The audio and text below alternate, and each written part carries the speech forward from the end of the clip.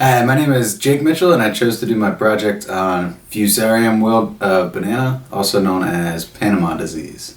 I think Panama disease is a super important topic in plant pathology, specifically because it's one of the few diseases that has had a direct effect on people who may not even be farmers or may not even have very many interactions with plants at all in their daily lives. If you don't know much about the history of the banana crop and how, Fusarium wilt, Panama disease kind of ties into all that, essentially in the 1800s and the earlier part of the 20th century, we were producing primarily a cultivar of banana known as the Gros Michel.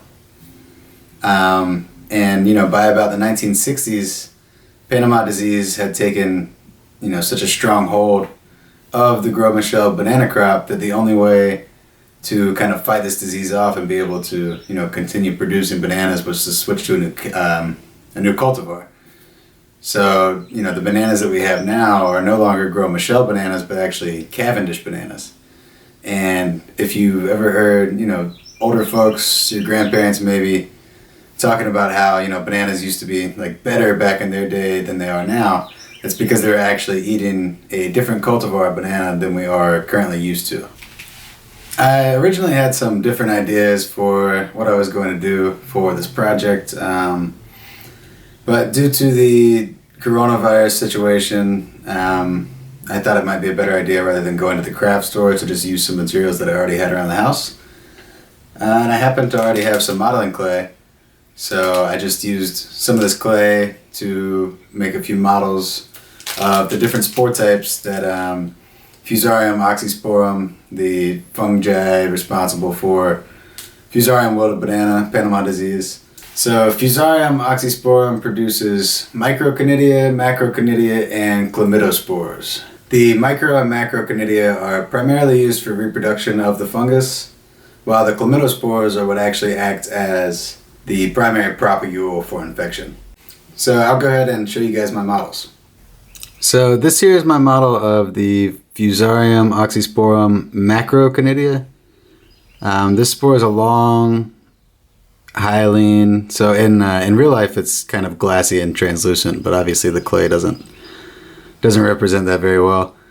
But it's a long spore with these elongated basal and apical cells.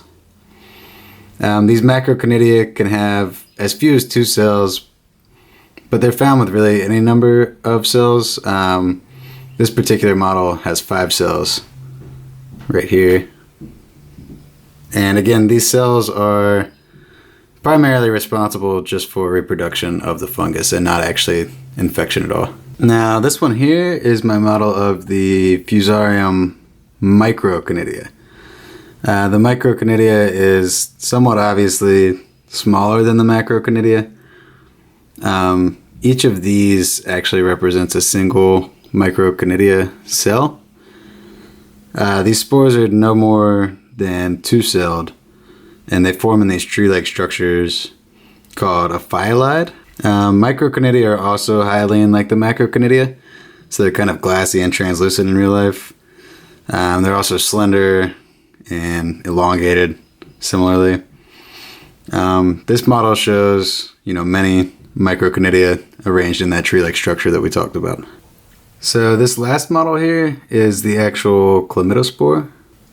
These are the spores that actually serve as the primary propagules of infection.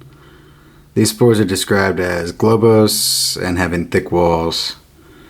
Though they do have a few different cells on them, the actual infectious parts of the spore live within these kind of larger, more rounded areas. They're kind of like a capsule inside there. And a Fusarium chlamydospore can have either 1 or 2 of these. I just made this model with 2, just for example. So again, I made all these models just using this modeling clay that I already happen to have around the house. And to shape them, I just used this barbecue skewer here. For reference on the shapes, I used a photo from a paper by Okungbowa and Shittu. And I'll have that paper cited in the description and probably after the video, just because I probably butchered those names. But yeah, thanks for watching.